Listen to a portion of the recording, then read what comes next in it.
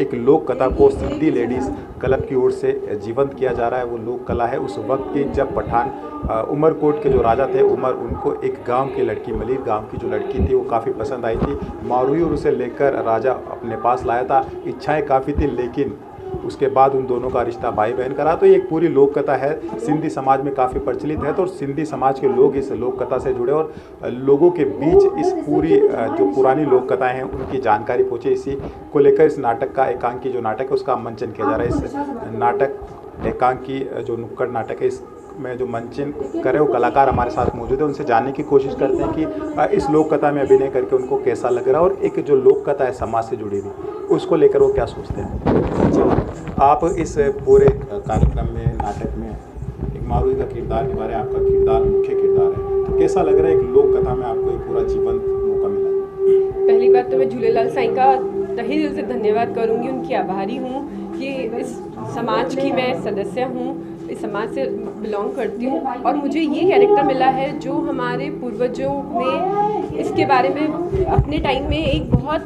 नाम रहा होगा और मैं इतने टाइम बाद, यानी हज़ारों साल पुरानी ये लोक कथा है और आज वो कैरेक्टर प्ले करने के लिए मुझे मौका मिला है। तो मुझे दिशा दी ने जी मौका दिया है, उसके लिए मैं थैंक यू करूँगी। और हाँ, कि हमने इस प्ले को करने में अपनी जी जान लगाई है। और दूसरा ये कि बहुत बहुत ब्यूटीफुल कैरेक्टर है, बहुत ब्यूटीफुल कैरेक्टर है कि उस टाइम पे भी लेडीज़ के अंदर इतनी सहन शक्ति, इतना प्यार सबके लिए और अपनी पवित्रता के लिए वो कुछ भी कर सकती थी। जैसे सीता मैया आग में गई थी तो मारवी भी आग में गई थी, ये जताने के लिए, बट वो अग्नि इतनी प्योर थी और वो लड़की इतनी प्योर थी मारवी कि उसको आग ने छुआ तक नहीं और वो बिल्कुल पाक पवित्र बाहर निकली। बहुत बहुत ब्यूटीफुल कैरेक्टर है। मैं चाहूँगी आप सब देखिए और मैंने बहुत इन्जॉय किया इस कैरेक्टर को। आगे भी अगर मुझे कुछ ऐसा मिलता है हमारे समाज को बताने के लिए और समाज के लोगों को अग्रसर करने के लिए तो मैं डेफिनेटली इस चीज़ का पार्ट बनना चाहूँगी। इस तरह की जो लोक कथाएं होती है समाज पर कितना असर डालती है? ये हमारे जो फोरमैन की, क्योंकि हम जितना इतना सन चुके हैं, पंजाबियों ने ये किया, हिंदुओं ने ये किया, हमें शायद हमारे मतलब समाज का इतना नहीं पता था। बट जैसे जैसे हम इस क्लब में जुड़े, इस चीज़ में आगे बढ़ते गए तो हमें बहुत चीज़ें जानने को मिली।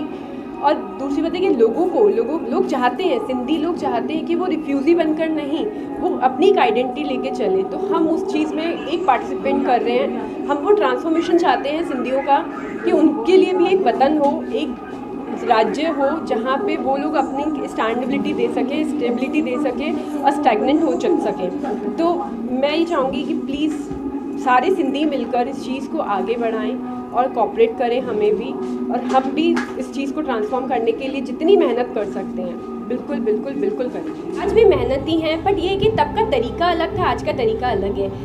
मेहनत तो आज भी सब जने करते हैं, हर कोई अपना रिश्ता बचाना चाहता है, चाहे अपने पति से, बच्चे से, कैसे भी। तो आज इतनी लंबी शादियाँ हमारे हिंदुस्तान में ही टिकती हैं। तो तब की नारी भी मजबूत थी, आज की नारी भी मजबूत है। तो यही कहूँगी कि नारी को कम ना आंका जाए। नारी हमेशा कहते हैं ना कि एक स्तंभ है घर का एक ऐसा पिलर है कि जिसके बिना घर नहीं। बिल्कुल, तभी तो एक कहावत है कि एक नारी सौ पे भारी, और ये कहावत सदियों से चली आ रही है। इस पूरे प्ले के अंदर राजा का किरदार निभाने वाले कलाकार भी हमारे साथ मौजूद है। राजा जी, आप बताएं कि उमरकोट के राजा का किरदार उमर का आपने निभाया है, कैसा आप लग रहा है आपको कि आप एक महिला है और एक पुरुष किरदार आपने निभाया? मैं क्या कहूँ, मैं एक आपको क्या बताऊँ, एक रानी की तरह ही रहती हूँ नॉर्मल लाइफ में। अगर जब मेरे क्लब वालों को पता चला कि साक्षी जेंट्स का कैरेक्टर कर रही है तो वो शौक हुए कि यार ये तो अप्सरा की तरह घूमती रहती है, आप नॉर्मली मेरा फेस देखेंगे तो, और ये कैसे करेगी। लेकिन हमारी दिशा प्रकाश कृष्णानी जी, जिनको पता नहीं क्या पहले दिन कैरेक्टर के नाम माइंड में आ गए और उन्होंने फर्स्ट नेम जो उमर का था वो मेरा ही कैरेक्टर नाम लिया, भाई उमर तू बनेगी। जबकि मैं अहमदाबाद से आई और ऑडिशन दिया, ऑडिशन की भी जरूरत नहीं थी, उन्होंने बोला तू ही उमर है। मुझे शक था मुझ पर कि मैं दीदी लड़की से लड़का कैसे बनूँगी। बोले दीदी तू कर सकती है। वो मारवी थी, मैंने दिया, मैंने पहला डायलॉग बोला और पहले में ही सेलेक्ट हो गई। और दीदी बोले डन, मैंने फैसला कोई गलत नहीं लिया, तुम कर सकती हो। और फिर मैंने मेहनत की, पहले दिन स्टेज पे आओ, हाव भाव वैसे करना, और अब तो मुझे ऐसा फील लगता है कि जैसे मैं मर्द ही हूँ, खड़े होने में, एटीट्यूड में एक राजा। अब मेरे क्लब वाले मुझे रोज़ छेड़ते कि भाई ये तो राजा ही बन गया है, इसको तो भाई छोड़ ही दो, क्योंकि वो एटीट्यूड ऐसा आ गया। वो अखरू राजा था, बहुत ज़्यादा रूड था, उसने एक अपहरण भी कर लिया, लेकिन उसके बाद वो थोड़ा सॉफ्ट भी था। जैसे ही उसको पता चला तो मैं क्या बोलूँ, मैं दो शब्द सिंधी में बोलना चाहूँगी कि उन राजा जो दिल एतिरो कोमल हो कि वो पंहिंजे ते अची वियो ऐं उनखे हथों भेण मञी छॾियो ऐं जी हीअ मुंहिंजी भेण आहे, अॼु खां वठी उनजो शादी, उनजो पढ़णो, उनजो सभु कार्ज मां कंदमि। और फिर वही फील आपको मेरे फेस पे दिखेगी। एक अकरू राजा भी दिखेगा, एक रूठ दिखेगा।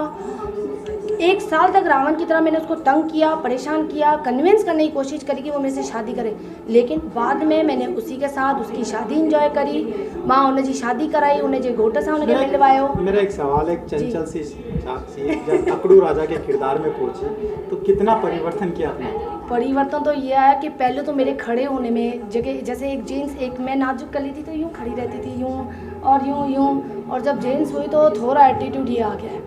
खड़े होने में मेरे हाथों में बहुत ज़्यादा फ़र्क आ गया है, शोल्डर में फ़र्क आ गया है, मुंह यूँ रहता है। तो इनफैक्ट अब सारी लेडीज़ मेरे से डर रही है क्योंकि मैं सब पे लाइन मारूँ। स्पेशली ये मेरी जो दासी है या मेरी डांसर नृत्य की है, वो तो मेरे से इतना डरती है, कहती है भाई ये तो मेरे पीछे ही पड़ गया है, ये राजा मेरे हाथों के पीछे पड़ गई है कि आपको ऐसे डांस करना है, तुझे साक्षी ऐसे डांस करना है, वैसे डांस करना है। मैंने कहा भाई डांसर ही हूँ मैं, अच्छा करना मैं राजा को खुश करना। और मैंने इसको बहुत तंग किया है। स्पेशली मैं इसको रोज बोलता हूँ, जाने मन तू क्यों तंग करती है, तू आजा बैठ जा, ऐसे स्टेप का रोज वीडियो भेजती हूँ, ऐसे नाच। ये मेरे को इशारे करती है कि माँ मेरी छोटी सी मार दी, फिर राजा उठा के ले जाएगा, मैं बहुत परेशान हो जाऊंगी, लेकिन वापस टाइम टू टाइम वापस आ जाएंगे। चलिए, लोक कथाओं का अपना एक क्रेज़ होता है और पुरानी लोक कथाओं को जब आज की युवा पीढ़ी संस्कृति में ढाला जाता है तो उसकी एक नई तस्वीर निकल कर सामने आती है। यही सारी तस्वीर पेश करने के लिए लेडीज़ संगीत और जो सिंधी लेडीज़ क्लब है उसने कोशिश की है और यही इनका मानना है कि सिंधी समाज में एक नई परिचय, एक नई तस्वीर निकल कर सामने आए और लोग अपनी पुरानी लोक कथाओं से भी वशीभूत हो सके।